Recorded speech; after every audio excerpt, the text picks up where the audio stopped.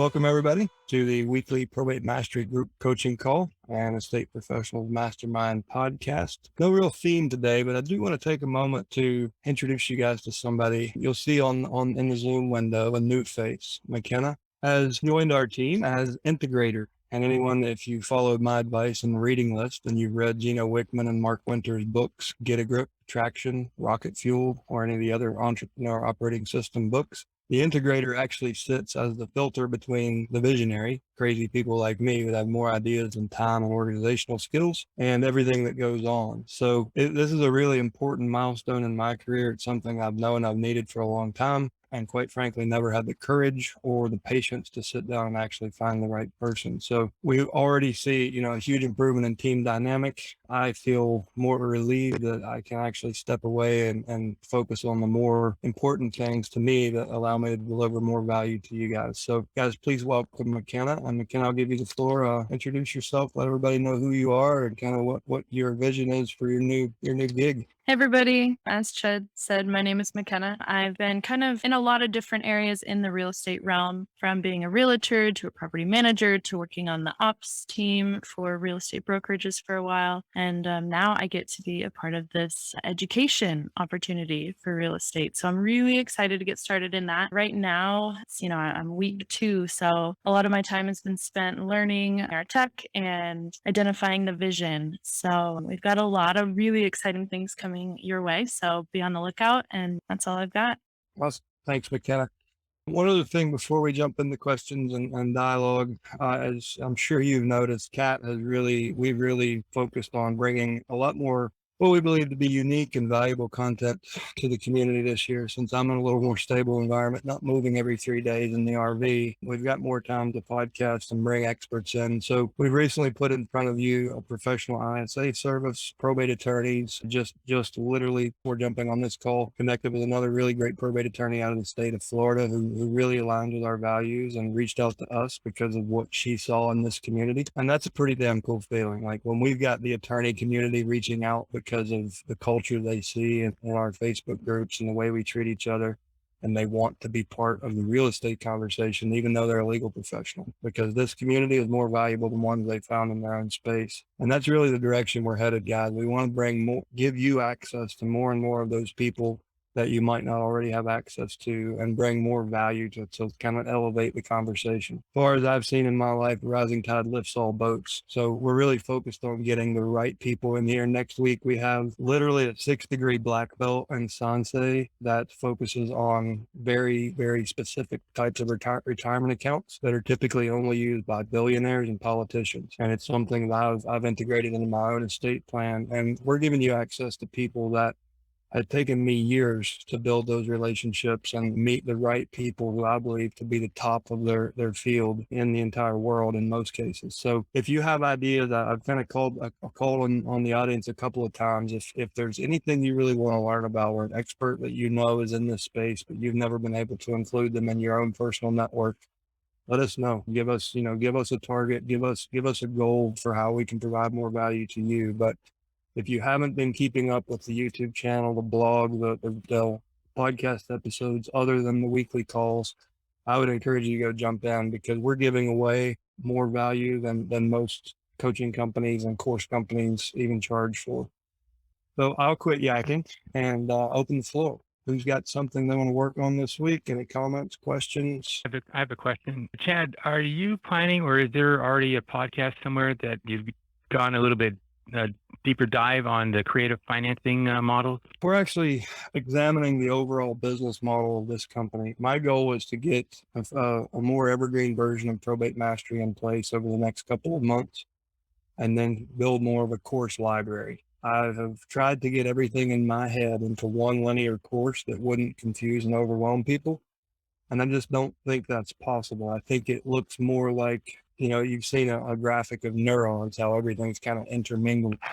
And for me, I've been thinking about how can I take and teach on a linear path everything that I've learned and create a shortcut. And creative financing is one of those things that as soon as like 2 questions in, it turns into a neuron, right? It can go anywhere. So I think the way we're headed with the community is actually having a course library. So you could think about it almost as the Netflix of benevolent entrepreneurship.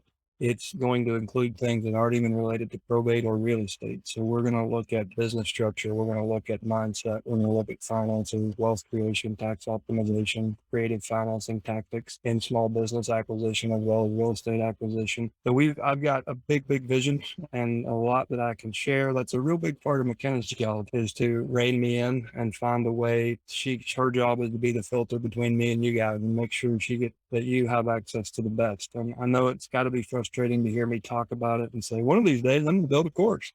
Well, hopefully that day is coming a lot closer. So later in this year, we hope to have foreclosure mastery based on what I see happening in macroeconomics. I think it might finally be time to take everything that I've done in the pre-foreclosure space and actually kind of using the same methodology that we use in probate mastery, different tactics, but the same strategy. We'll probably have a foreclosure mastery course before the end of the year. That creative financing course has been trying to get out of my head for so long. And that's one of my big intents is to get that out. Okay, great. Thanks. Yeah, because I just want to be, or in fact, all of us should be well equipped going in with the 4 choices to give to the seller. So that's what I was looking at. I saw one of your videos recently with the attorney from Arizona, and you guys touched on the creative financing there, and I thought, yeah, we need a deeper dive on this. So yeah, it can expand almost any real estate professional. You can expand your business by 20 to 25% just by having a good understanding of creative financing, because those junk deals are no longer junk deals. I know there's a need, and that's a big priority for us. And it may end up coming to you in the form of you've probably seen the mind map that I've showed a few times on podcasts and on this call, where we look at the leads on the left-hand side and the strategies, all the conversation and the strategies to monetize every real estate conversation.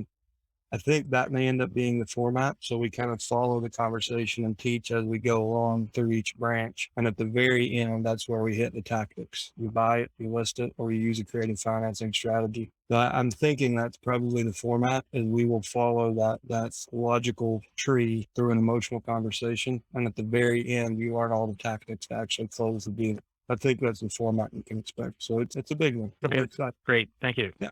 Ed, how are you this week, brother? I'm well. How are you? Oh, well. How can I help you? I like the specs. Looking good, my friend. Yeah. Thanks. And for you, I remember a few months ago, you had suggested business line of credit. I looked up as much as I could about it, wanted to just kind of pick your brain and see what you suggest on how to go about it and what to look out for and what to maybe avoid. I think you were saying that it may be best to go to a community bank opposed to one of the big boys. Definitely avoid big banks like the plague for many reasons. That's pretty common advice for me. So I looked for this for years, and we banked even with regional banks. We had as much as $3 million in EBITDA on a P&L annually.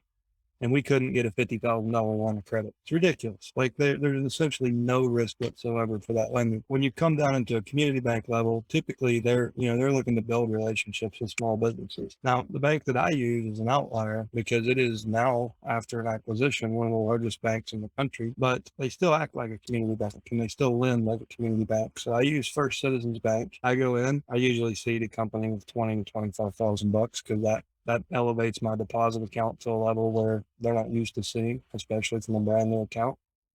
So I dropped 20 grand in the business banking account. As soon as it deposits and they hand me that deposit slip, I ask to see the vice president of commercial lending or the president of commercial lending. And we sit down and talk about an overall finance strategy for the business. And in First Citizens, if you actually ask for less than 50,000, it doesn't even have to go to underwriting. So they will loan you up to $49,900 that day for a $150 fee. For me, like the last one I did, the entity was less than 2 hours old. I had a $75,000 revolving line on a credit card, and I had a $49,900 line on a business line of credit. The business line of credit is, you're typically going to find those at prime plus 1.5, or sometimes a fixed rate at prime plus 1.5 on the day you originated. Don't ever be afraid to renegotiate rates on a line of credit if rates go down. If we go into a stagflationary economy, and the Fed has to resort to negative interest rates to maintain growth, then there could be an environment where rates could drop. Don't ever be afraid to negotiate that back down if you originate in a high rate environment. And just thinking for the future, who might be listening to this, we could have 6% rates in a year, right? But the other place you can look is credit unions. So credit unions are not for profit. Their job is to get money off of their books and into the customer's hands. So they can also be really good line of credit lenders. I find when you go to bigger institutions and companies that present that as a service, business lines of credit, it's incredibly difficult to get. Now, there are some others that are pretty obvious to a lot of people that I'm overlooking, mainly because I believe they're credit. You can pull lines of credit through companies like Stripe or PayPal, merchant companies. They're typically coming with, they send out slick offers. It's like, hey, you can get a $20,000 advance, and by the way, you only owe this much. But if you figure out the APY, it's oftentimes north of 20%, between 20 and 30% APY. That's just no money. So there are short-term line of credit companies like that where you can grab a line without a whole lot of underwriting at all, but it is basically a credit card rate. So you may as well just get a credit limit increase on your credit card and pay the 25% there. It's less costly and easier to keep track of. So that's kind of in order of priority. Community banks are my favorite. Credit unions would be my second. And as a last resort, you can look at companies like Square or PayPal, or QuickBooks is another one. Quicken also offers it. But in my opinion, all three of those last three all come with a ridiculously high cost of capital. Yeah, no, and thank you for that. And I actually wanted to run this by you because essentially I have something coming up and the cost is 20 grand. Okay. Could I put together 20 grand cash? Probably. But then I thought about, is it smart to? Is it an income producing asset? It's coaching. I'm going to be nice and direct. Do not do it. Like, even if you were asking to pay me that money, I would tell you that you should not use debt on something that doesn't give you a return on investment. Nothing's guaranteed. Yeah. You use debt to acquire cash producing assets, period. Okay. Your coach might die. He might suck. Like, he may quit and go a different direction. There's too many variables outside of your control, and you're creating something that threatens to destroy wealth, not build wealth, if it doesn't work out. I just gave this advice maybe a half an hour ago in one of our Facebook communities. Someone was geared up about my answer to, what if you had $100,000 to get started in real estate investing? And I gave him the same advice. You use debt on income producing assets and only income producing assets. That's if you are serious about building wealth. Yeah. So what I recommend is negotiating with the coach down to a level of what you can afford today. $20,000 as an upfront one-time payment is not that reasonable. And if they have that much value, I did this morning. We committed to $20,000 for consulting services on a YouTube strategy. I've followed these folks, I've vetted them, and I see the value. But we were able to get them to spread it out over 5 months, and there's accountability built in. So that's offered. The right coach, he'll spread it out where you can end installments where you can afford it. And I'll say this, I've even done that with organizations as big as Tony Robbins International. There's no coaching company too big to give you an installment plan. Mm-hmm. Yeah. And that's what I offered. Because we got the overall cost down to a point where the coach feels that it's fair. And then at the same time, I just said, hey, look, I'm serious about it. So I could pay X amount today. And I kind of broke it down as to how, then I said, I have an escrow closing in 2 weeks. I could get you another X amount then. And then in the next 4 months, you'll get this much. Just broke it down. So, and I even said, we could do it in 6 months or less. And I'll happily show you everything that's going on. But for some reason, it was just like prepay or nothing. And I'm like, that's strange, but okay. So that's why I was looking at it, but I'm happy that I purposely waited for today's call to kind of go over the payment options to talk to you, because I don't know about the business lines of credit. And realistically, had you not told me that, so it sounds like you're telling me for this type of stuff, it would probably be best to just, if I have the capital, to just pay it because it's not income producing. It's not generating additional money, essentially. Did I understand it correctly? In an expansive debt environment like we're in right now, we're all high on the fumes of the Federal Reserve, right? So we're in this debt-fueled craze of everything going on. It's easy to fall prey to, well, hell, everything's going so well in my business, I'll be fine, and not think about what happens if it's not going well and I still have that payment to make. How long will it take me? And 20%, hell, even 6% interest will eat you alive. Like, it's it's unreal how, when it compounds. So McKenna and I last night, we played with the compound interest calculator just on, Arizona has a low state tax, but we looked at the next 40 years of her career paying a 4.5% tax over 40 years. And if instead of paying that expense, she would just invest $2,400 a year, I believe it was, we would end up with almost $3.6 million when she retires. Oh, So wow. 6% can seem insignificant right now, but at the end of 40 years of your career, if you're paying all that debt service and all that interest, you're cheating yourself out of millions of dollars. With a brain like yours, I can guarantee that's true. Mm. Thank you. And oh, by the way, I don't want you to think that I'm ignoring the topic. The one we discussed last week about that property that I was thinking of flipping, she ended up deciding to keep it. So she's going to keep it and rent it out. So that particular project's not going to go. Not so fast, Fed. What happens to most first-time landlords when they decide to try renting it? Oh, she's having me run all that stuff. So it's fine. I'm just playing the long ball, So for now, In 10 months, you have that appointment all over again. oh yeah. Conversation. That gives you 60 days to prepare for the end of the first lease, to cycle them out and sell the property. 80% of the time, that's the outcome. Yeah, she asked me already to meet with a contractor to just kind of advise on what should be done to get it ready for market. And then, didn't want her to get suspicious. So I said, look, I'm going to play the long ball right now. I'll do what she wants to do as far as lease. I'm going to be the agent for that anyways. She wants me to manage all that stuff anyways. So I'll know all the ins and outs and all that stuff. So I'm confident about that. Just wanted to give you an update so you don't think it's, I just kind of, forgot. Awesome, Fed. I'll say this. I've worked with thousands of people in this space. I think you take the cake as far as someone who's willing to hold themselves accountable in front of the community. It takes a lot of courage. So you always circle back and hold yourself accountable. And I think that's awesome for you to show everyone else. We can all stand to do that a little bit more. Thank you. Appreciate it. I do want to open the floor to Bill Groves because he's going to kick me off my soapbox, my community bank soapbox. Bill said I use Wells Fargo, got a great line of credit, plus a huge credit card line used for my business, a brand new corporation. So obviously, it took me 40 years, but I finally made a mistake. Just kidding. So there's lots of banks out there. If you have banking relationships, don't write them off just because I say so. Maybe start there. And if you need a fallback position, look at some of the suggestions I made. Thank you. How can we help you today, Roger? Hey, Ted, you there? Is that you running a marathon in the background there? Yeah, it was a little 10K. That's me doing some airtime. Hey, first off, I want to say thank you for your advice a couple of weeks ago on the property I'm working on. So far, so good. And again, when you said a couple of weeks ago, or constantly about work on the relationship, show empathy, and real estate will come.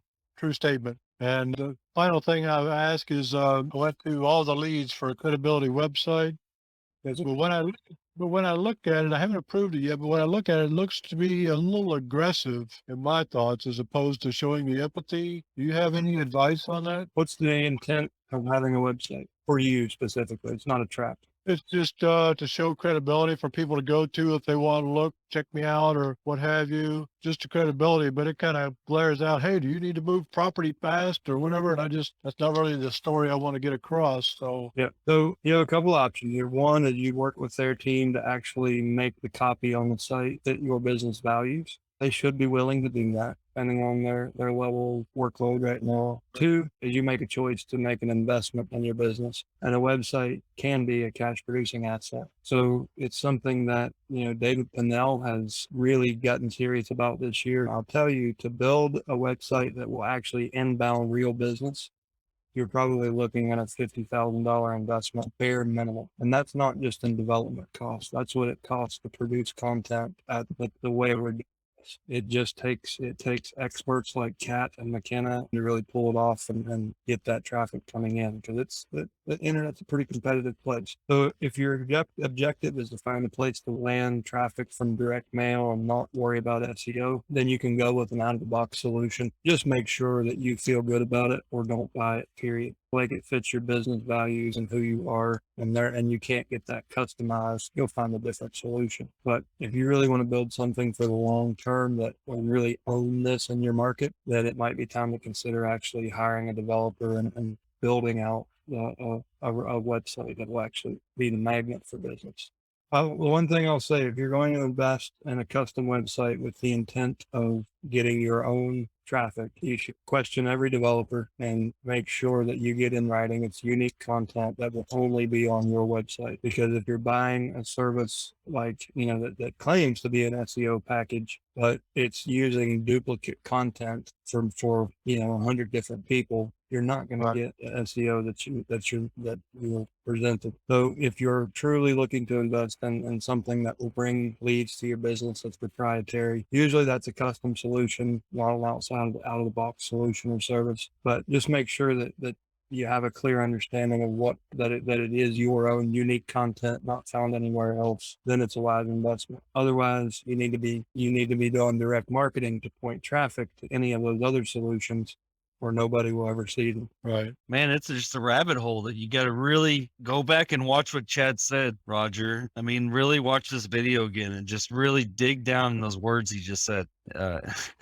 Man, I've been working on a website for 15 years and it's not completely, but trying to figure it out. You just got to be real careful. Yep. It's interesting, like technology seems like, it just worked. You put something out there, it'll eventually work. But it really, a valuable website isn't that much different than a luxury home. Like if you want that result, like that luxury experience, nothing comes without an exchange of energy. And typically in our society, that energy is measured in dollars, capitalism. So to build a really effective, lasting website in any niche, in any industry, it's a considerable amount of money and human effort. And anything that claims to be a shortcut, it's not a shortcut to that same result. It may be easier, it may be more affordable, but it's not the same result. No, absolutely no shortcut.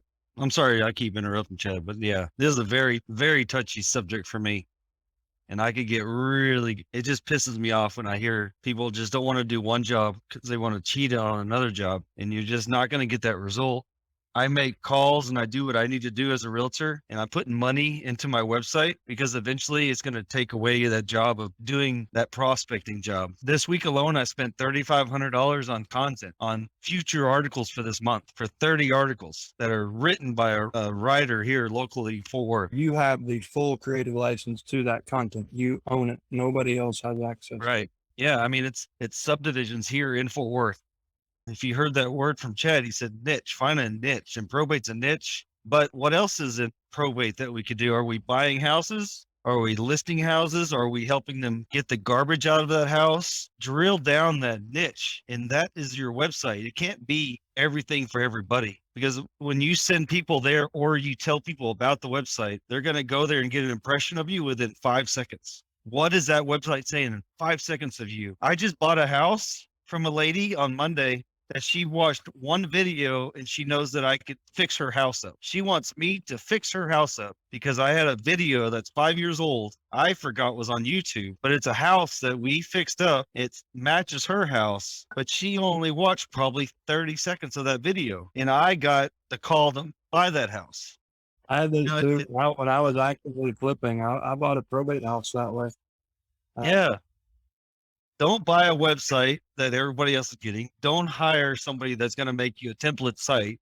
Write down your target market, man. Like I wish I could show you what I'm working. Well, I already show people on my senior stuff. Oh man, it fires me up, y'all. Y'all just need to think about your target market. I just had a lunch with a guy. He's a young kid and he's delivering pizzas, right? He delivers pizza. He's 25 years old. He's doing it on the weekend because he lives within range to do this. He's like, hey, I think I'm going to wrap my car with Papa John's pizza, and I'm going to put a code on it. So when people order pizza, they could use my code to get discount on pizza and I'll get paid.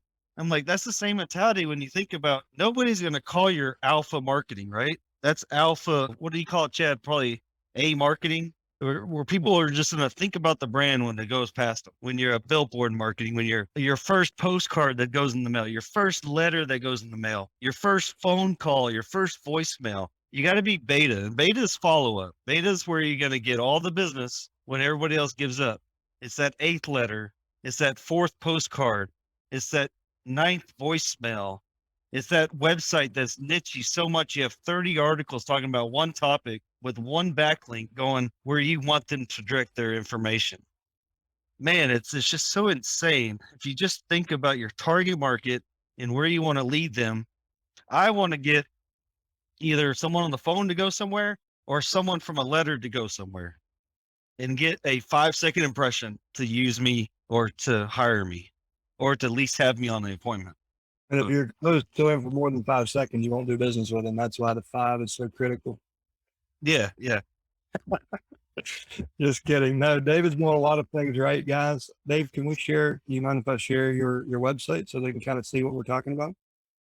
I don't know if you'll find it. It's very, yeah. I mean, you could go on my website and look for blog categories. And one of them is 55 things seniors need to know. It's going to be 55 blog articles, but I'm going to sprinkle in their probate stuff. I'm going to sprinkle in their success stories. So it's going to end up being 169 articles in the next 6 months that are all going to link to one spot. And Chad and I will tell you all about this later, but it's going to link to them interacting with me so that hopefully that probate stuff will actually kick in. Yep. Okay. Well, thanks for that, Dave. Thanks for Ryan. You've been patiently waiting. How can I help you? First, I just wanted to introduce myself. I'm Ryan. I'm brand new to the group. First time in one of these calls. I'm kind of new to investing overall. I'm actually I know I said this in the chat to Bruce, but this is open to anybody. I'm in another mentorship called Sub 2 with Pace Morby. If people have questions for creative financing, I can obviously pass them along. If they can't get to you or something like that, I'm more than happy to do that for everybody. And, I do have some questions, but I'm trying to stay focused, keep everything, there's a lot coming at me right now and I'm brand new to this space. So I'm just trying to get to the bottom of some stuff. I mean, I got one meeting with a probate attorney on Thursday and I've got the pitch I want to give him and everything. And I'm trying to figure that out, but there's a few things that I just need to clear up. The episode with Rylas Dana, Yeah, I just watched it last night. Just wanted to make sure. Yeah. So basically, I mean, while we're talking about Rylas, I mean, he's buddies with Pace. There's a whole series in that mentorship. That's actually what brought me here was that idea. And, a referral came through Sub 2 to come to this. So they talk about Pace found a way to be able to pay the attorney on the back end of some of the deals that are happening, legally and ethically. I don't know if you know anything about that or to be able to involve them in the referral of the actual deal. Sure. You want me to teach you how to lose money? Lose money. Well, if you're paying a referral fee, aren't you losing money? I see what you're saying. So what we teach in this community is build so much value, the attorney doesn't expect a referral fee. And it's going to be hard for me to even compromise on that opinion because I have so much validation. I've never had to. What we teach our students in this course is so damn valuable to attorneys. And that's the podcast that's coming up next week with a Florida probate attorney who's taking a stage in front of 5,000 people to talk about this tomorrow, where the right real estate professional will help that attorney scale their firm. It'll help them circumvent anti-solicitation laws. It'll help them provide a higher level of customer service and ultimately close cases faster and net the families more money. What the hell do you owe a referral fee for? You're helping them grow the business. So yes, you can do it. I get a little bit dramatic about that because I want to create an anchor in your memory. I don't have to discount myself because what I offer is so unique. And especially you, if you're a creative financing specialist, you know how to do Sub 2 wrap, owner financing, land contract for deed, lease with option to purchase. You never discount that skill set. Gotcha. So with that in mind, I'm struggling with the idea of coming in, offering this service to attorneys, saying hey, I'm going to be this one-stop shop for your clients to be able to, do all this stuff. When I come in and say that's what I'm doing, how do I become the guy who gets the referrals? How do I bridge that gap to then after I build a relationship over some time to, really get them to send me stuff and be in my corner? So based on the community you're part of and what you've shown me about your personality so far, I'm going to make an assumption. You've got some pretty high net worth individuals in your network, right? I wouldn't say they're yeah, I'm around people who know what they're talking about. Yeah. Right. How many of them do you think have estate plans? I see where you're going with this. I've seen enough of your content. So yeah, that's what I'm always going to tell you is if you're going to walk into a vendor partner's office and you want ultimately selfishly to get referrals, then appeal to that selfishness in them and take them a referral. If you don't have a living trust, become the first referral. Gotcha. And it gives you an opportunity to vet this person out to see if they clear your bar, to see what their standard of service is, to build that relationship. Then they're going to get to know you the same. They're going to be like, holy crap, this guy Ryan's cut from different cloth.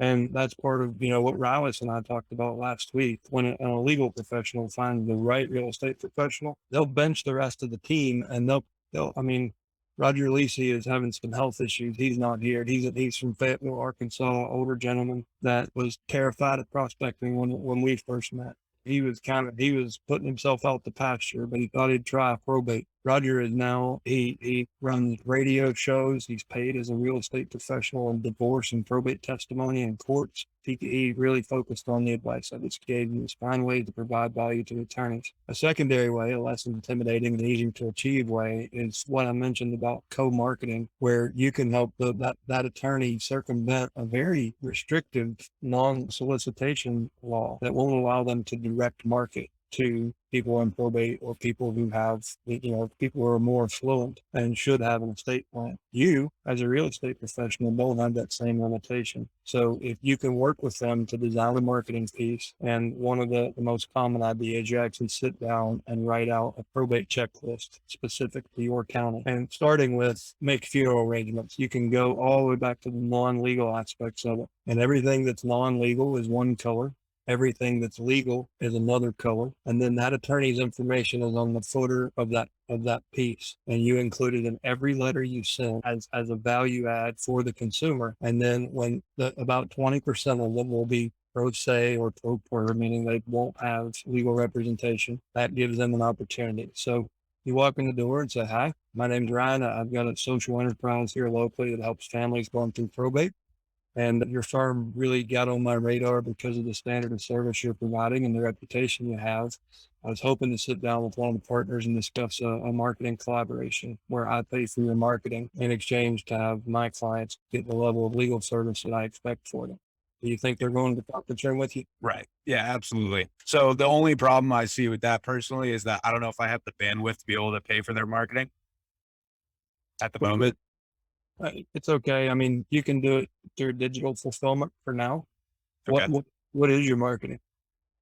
So my marketing is basically, I mean, like I'm very, very new, like very new. So like I've been cold calling and I'm just starting, like maybe thinking about doing direct mail. Okay. So, Well, when you get direct mail into your marketing strategy, that will make sense. If you walk in there and not, to offer it on the phone is Right. likely to be offered. Right. But so I would recommend find somebody in your family and your network, a past client. Have you been in real estate for a while and you're new to investing, or you're just getting into real estate? Yeah. I mean, so I was an appraiser for like a year and a half. And then now just now I switched over to trying to wholesale basically. And then I found this, the idea that I had is that I was going to go in and say like, hey, like I can service your clients and bring value to your clients by being that referral hub. No, I was only a trainee. I never actually got the license. That's such a good marketing offer for you. Why? What would it look like? Go to the law firm and offer a free appraisal for every one of their clients. And then you hire a VA to fulfill and you check their work. Gotcha. But all right, so that's not really an option right now, but because you have relationships in the appraisal space, right? Yeah, I do. See if he'll do the deal. Okay. One of the things I've done in the past is I bought a block of appraisals. So I'll go to an appraiser and they're like, hey man, we're unemployed every day, aren't we? Like we gotta keep grinding, keep getting those deals. How about I prepay you for 10 appraisals at 50 cents on the dollar? The answer is always hell yes. So Gotcha. you prepay photographers, appraisers, any home services companies, prepay them for blocks of service and get it at a discount. So then the perceived value from the attorney is $400 or $500. Your real cost is going to be dependent on your relationship. It could be as little as $100, right?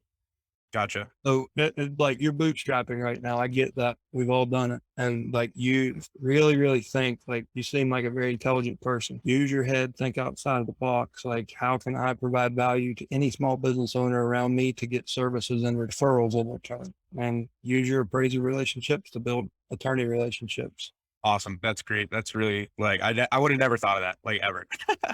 So I appreciate it. Last question, like, I don't want to take up too much time. Like, I just have one more thing. That services like that hub, if I was to market myself as that service, is that getting monetized somehow? Or is that like just purely for the sake of building that relationship? So that's the indirect, in most cases, that's the indirect monetization. So you're looking to play the spoke right now. You would be the spoke for a real estate investor.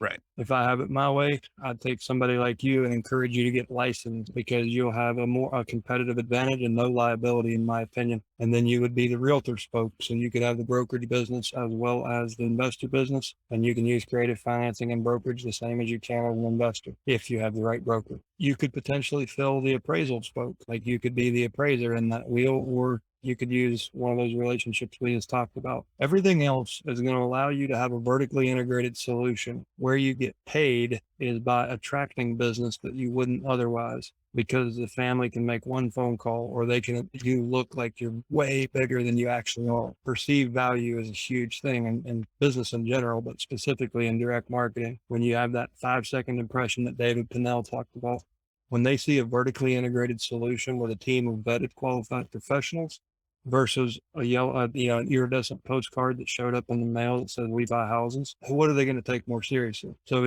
that is our marketing hook. So we don't necessarily look at hammering each of those partners for referral commissions or rev share or monthly fees or anything like that. What we do is we vet them. We make sure we're working with people that we trust will reciprocate in a referral relationship. And we don't have to track all those variables. What I've found is when you find a good qualified professional that has the same kind of standard of ethics and standard of service that you do, they'll move mountains to send their business to you because you're different. The same reason you found them, they'll attach to you. So I don't normally recommend trying to directly monetize your network. You're going to do that through referral reciprocation, and you'll indirectly monetize it over time.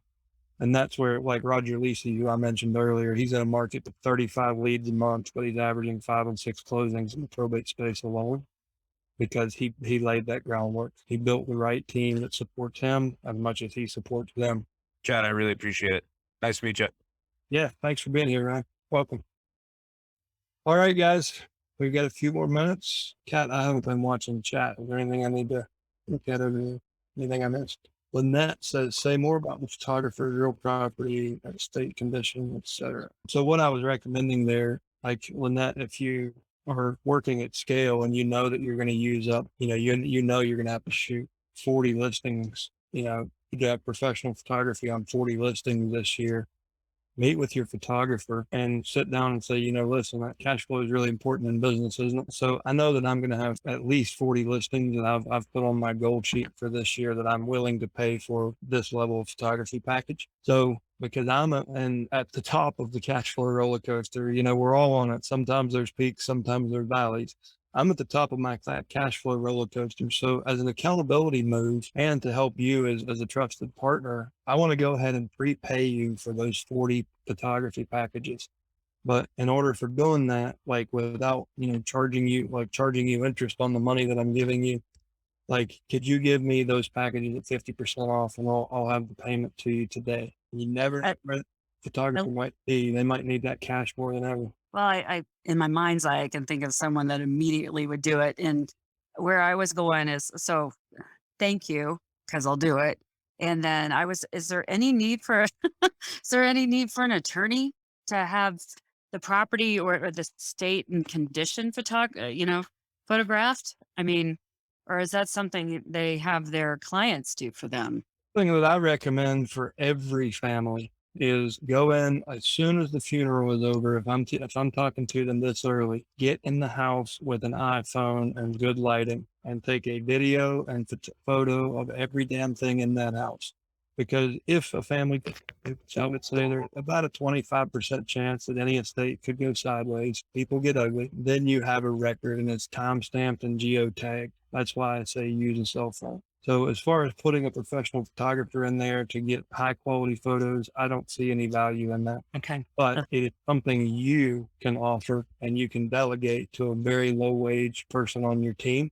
You could offer a state inventory service for every single person that opens your letter. And while you're there, put a branded no trespassing sign on the window. The front says no trespassing. The back has your business card and an 8.5 by 11 business card that says no trespassing facing the street and says how great you are facing the interior of the house. You need to get inside so it won't be blown off by the wind or stolen by somebody. It gives you a good reason to meet and face to face, go inside the home, tape it on the inside of a window. And by the way, while you're there, why don't you do the inventory? That gives you 2 really good hooks in the first conversation to get face to face by providing value first. So I have it that I wouldn't charge for inventory. I mean, I wouldn't charge for it. I would use it as a marketing hook. yeah, that's That's how you had. that's just kind of how I naturally think, but I was wondering if it was weird. So, yeah. We had one lady early in the days of all the leads. This is funny. She was a really, really good listing agent and she was making a really good income, but she loved pressure washing and she would actually do free pressure washing for each estate. And I'm like, this is going to eat you alive. And eventually she disappeared. And I'm like, maybe she pressure washed herself broke. I don't know. But I was like, you can't be doing this. Like, it's not dollar productive activity. She's like, it's so gratifying. It's just every pass and it gets cleaner. And I'm like, all right. You obviously love pressure washing. Really? So I have one for Dave Pannell. Like when just the comment of what it really takes to have a monetized website, that was very helpful because I'm dinking around with this thing forever and ever, right? So my question is there any value to bringing in people like even though it's not my content, just referring to other people's content through my site? Does that count? It's not custom. I know it's not. Some value in reblogging, not nearly in a native, like original. Okay. Something, Dave, before you answer, I wanted to interject. There's a book that I should have recommended when we were having this conversation earlier. Roger, if you're still here, before you make a decision on your website and what's going to work for you, I want a commitment from him. If you watch this recording or if someone can tag him in the Facebook, there you are. I see you now. I'm still here. I want a commitment from you that you'll read or listen to a book. And that book is They Ask, You Answer. It was written by a small business owner who owns a pool company in Northern Virginia. And what he figured out that exploded his business, he now teaches as a marketing consultant. He wrote a book. It's one of the most valuable marketing books because it's all about the inbound strategy that it's called everywhere else, but it's about value first content marketing to bring business back to you. And there's lots of books on inbound marketing. That one I think is the best one because it's written in layman's terms. It's got the author self-narrates and tells his own stories. I would recommend it in audiobook format. But by understanding the principles in that book, you'll know what kind of work you need done and who you can delegate it to. You also, it's kind of behind the looking glass. Like once you understand that, if you connect with that message, you'll find it hard to be pleased with any out of the box solution. But for anyone who, if this conversation resonated with you today, please, your homework is I challenge you to go read that book and it'll change the way you look at marketing, I think. Awesome. Thank you. Kat also said she likes the audiobook better. David, I had to interject. Yeah. Got you now. Okay. Yeah. What are you going to do with that inbound traffic? And so if you don't have a good CRM and you're already, in your heart, you're not following up with people the proper way, let's solve that problem first. Okay. Let's solve the issue of if you're buying data, if you're sending mail, if you're making phone calls, if you're not making 7 or 8 calls to those people, that you don't have a good CRM. And I guarantee if you're not spending at least $300 a month on a CRM, you don't have a good one. You could go to these cheap ones that have an Excel sheet that kind of reminds you when to do something. When I wake up in the morning, I have 40 tasks to do every day. And I set them for usually on Thursday. So I'm always overdue, but I know I need to write a handwritten note to somebody. I know I need to call somebody, and I need to add 2 people to my database every single day. There's a lot of DoorDash delivery people in that database. Yes. Yeah. There's a lot of junk. But I think Chad's in there too. I'm just kidding. I'm behind. I better order hot dogs. Yeah. No, it's true. I mean, everybody's worried about get the listing, but how are we going to service that listing? Same thing. How are you going to follow up and service that person registering to your database? And I just told an investor this. I took over his marketing. He's purchased wholesale 4 houses from me in the last year. And he's like, I have 2 signs in his front yard now of we buy houses because he's not taking those calls and he's not putting them in a database. I told him, let me solve that problem for you. You stay in your lane. I'm good at conversions. Let me do my job. Dave, if he's willing to do that, something I used to do for every house that I was flipping, I knew was going to sit for a long time. And the sign police never, ever gave me an issue on this. I printed I think it was 3 feet by 6 feet, a banner that had my company logo. I buy houses, we buy houses. I tried different messaging. It was like $80. I probably bought 6 houses off of hanging a banner on the gutter. I would just drill holes in the gutter, put a zip tie on it and the grommet so it wouldn't squeeze together or the wind wouldn't hurt it. And then I would stake it out on the ground. And Nice. it looked like hell, but it's a construction site. It looks like hell anyways. We got attention, but for like $80, I made tens of thousands of dollars off those simple PVC banners that were on foothold while they were under construction. Another You just got to think of ways you're going to get inbound calls, and then how are you going to deal with that phone call? Are we good at our communication when that call does come in? So we know what to do with it. And luckily, if you're going to have a banner like that or a sign like that, what are you going to do with that call when it comes in? If you're making it go to your phone, it's just worthless because you're going to forget about the next call or when you get to the next red light. You know, you got to think about that. It's not worth building if you don't have any way to capture the fish. Yeah, and that's, I mean, something that the technology was just emerging when I was doing. I put my Google Voice number on it. If I missed the call, I got a text message and an email immediately saying I missed the call. If they left the voicemail, it emailed me a transcription. But if I had it to do over again today, I would actually use a text code, like, We Buy Houses text code FAST to this number to connect with our team or to see our work or to get this valuable offer, whatever it is. And the other thing I did is I would put a sign out front, like a coming soon sign, and I branded each of my flips. It was called a portfolio property signature home.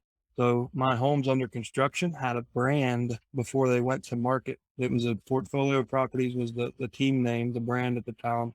And that type of home, that project home was called a signature property. And man, that worked beautifully because people would look and they're like, oh my gosh, this guy's, he's got it together. And that's how, I think it's the second time I've talked about this probate house on this call, but one of them, a guy came over, the banner was hanging on the house. He's looking through the windows when I pull up. And he's like, I knew Mr. So-and-so, we were neighbors. We built these houses the same year. And he's like, this house has never been anywhere near this nice. I got another house about 2 miles from here. You want to buy it? I'd be honored to sell it to a man like you. And I'm like, get in the damn truck. And I bought that house. I bought that house for $13,000, flipped it for 56 the next day. And I told him he should list it. And he was completely checked out because it was a hoarder house and he was embarrassed about it. And he had very high standards of cleanliness and he took very good care of his property. This was an aunt. He was the executor. He was ashamed of the property. The outside was gorgeous, but inside that was why I had to wear a respirator to even go in and look at the house. But that's kind of connecting all these ideas together. There's a pretty free ranging conversation today. We were all over the place, but we are at the top of the hour. I do have to run. I hate to wrap up so quickly. Sometimes I feel like we should see just how long people would hang on to these conversations. Who's up for a marathon? just for the hell of it. Just one quick thought though, Chad, when you went to that house, when that guy came to that house, he already made his decision of what he's going to do. Yeah, he just needed you to do it for him. Exactly. So, most people have already established a decision in their mind. So you just got to ask enough questions to get it out. So very true. Powerful lesson to end on. Guys, I'm going to run to my 4 o'clock that I'm late for. Thank you so much for being part of this community and everybody always participating and having great questions. Right. Good to see you here, man. It's a full week. But you Thanks, Chad. Thanks, Rob.